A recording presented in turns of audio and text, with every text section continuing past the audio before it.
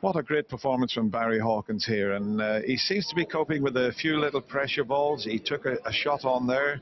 It was a tricky one into the corner pocket. He had one that he missed into the middle that had stayed there. Now this was a delicate little shot because it looked like he might go in off the red that was over the pocket. And let's have a look at this. It didn't go right in the heart of the pocket. There, I thought it's not going to go in. And it did go in off the angles purely because of the pace, Willie. You mentioned that Ronnie's not happy with the new cloth they put on today. I mean, over the last 2 days, we haven't seen a ball going off the near jaw, Dennis. I'm not sure that would have gone in the semi-final. I think it's a brand new cloth, Willie. It's sliding in. 3 or 4 days' time, that red wouldn't have gone in. So Ronnie's got to, as I say, focus, forget about the new cloth. They're both playing superbly well on it, so we could Thank you for a great final here. Barry Hawkins to break. 3 more frames of this session remaining. Can Barry Hawkins take a lead going into the second session, or will Ronnie O'Sullivan make one of his normal comebacks?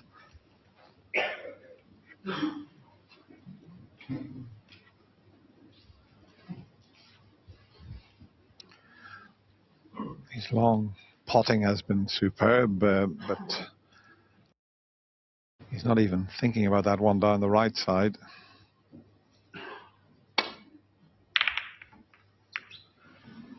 And he was a bit fortunate there. I say fortunate, maybe he's left this red. There is a path through, so just a few errors creeping into Ronnie's play.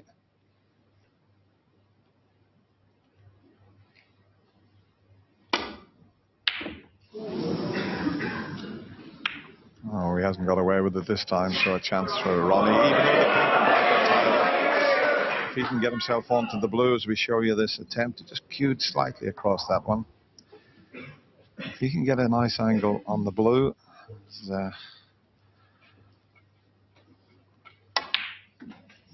he could go into the pink and reds here. It needs this to come on up the table a little bit. Could develop a few reds, but more importantly, develop the pink.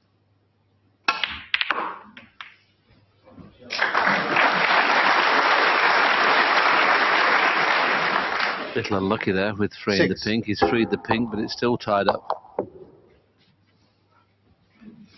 So go top side of the blue again, and then probably play a little cannon to the red. The 2 reds to the right hand of the pink. If the pink's not available in the left-hand corner, he'll try and get top side of the blue, and then play a cannon onto the 2 reds that are just to the right of the pink.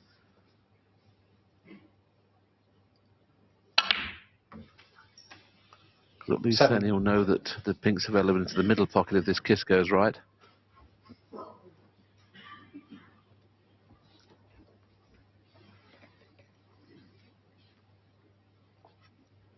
Yeah, that's the shot that Willie was talking about. If he cannoned onto that, he'd leave the pink to the middle.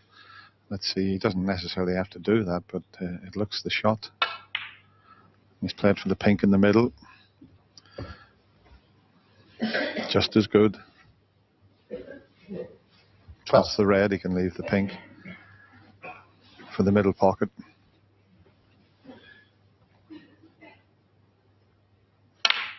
No, he's sticking with the blue. 13.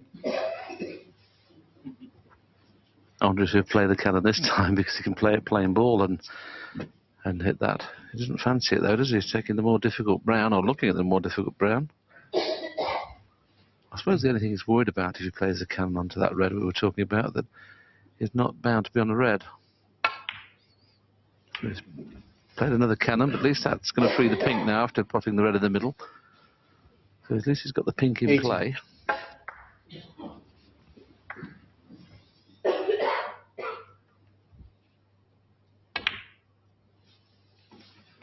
$19.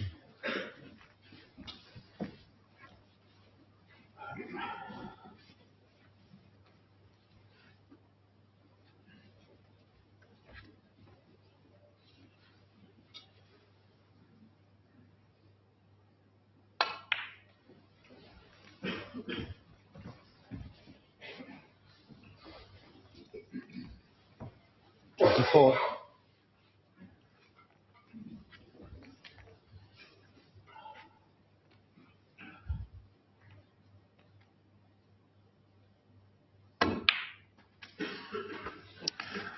That's in no man's land. Knowing Ronnie will still probably pot this blue, but he mishit that positional shot by quite a margin. Fully recovered though. Well, I say, fully recovery. It's not ideal, but good shot with the rest there. He's got to produce another one. He might even have to play the cannon onto the black and reds now. So this is a key shot coming up.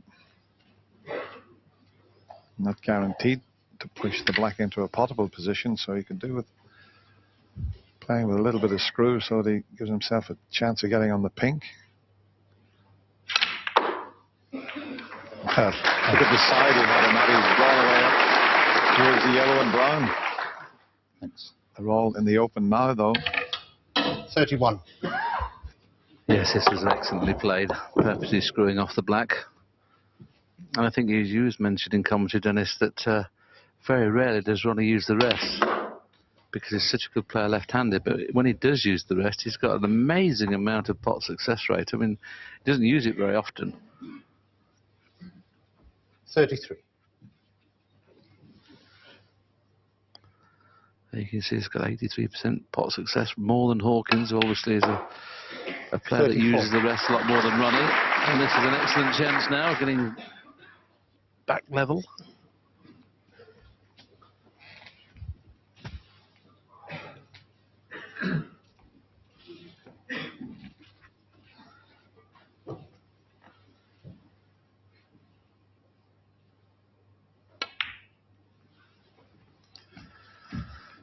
To be honest, I think this cloth's playing beautifully. Just watching the players and the break building might be a little bit slower. It's off a different roll of cloth, but sometimes the cloths are too quick.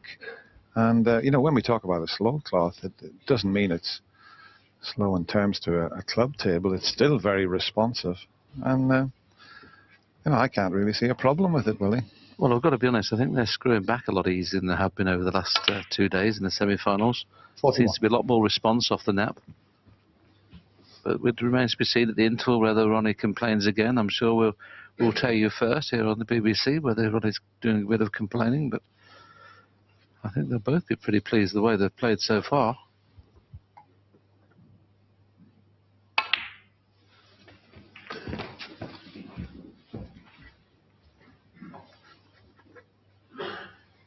$47.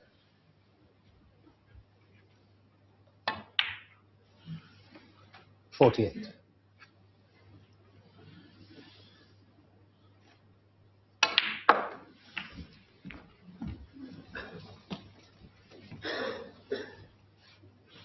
A couple more pots to secure this frame. Get them back all square. 56. Looked like both players might possibly make a century, but another chance here. Oh, he doesn't want to drop tight on that red. Now he's made it difficult.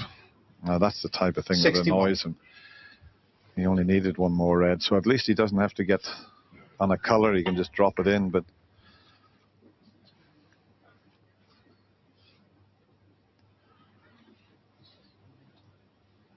well, that's what he thinks about it.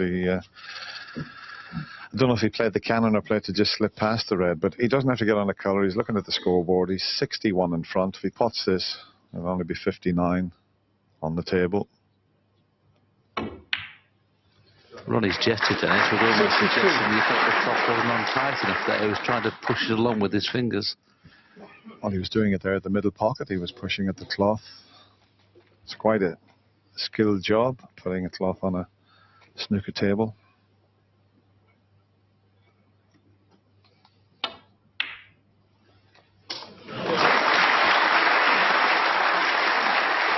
Yeah, he's still looking at things, but it's unusual. He was. 68. Have a look at this. He's, you know, just checking to see if the cloth's slightly loose there, but he shouldn't be thinking about that.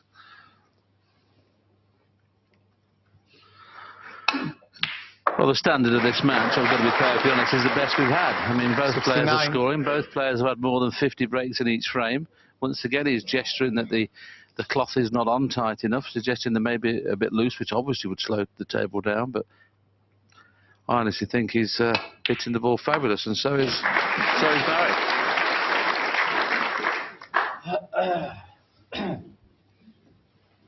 75.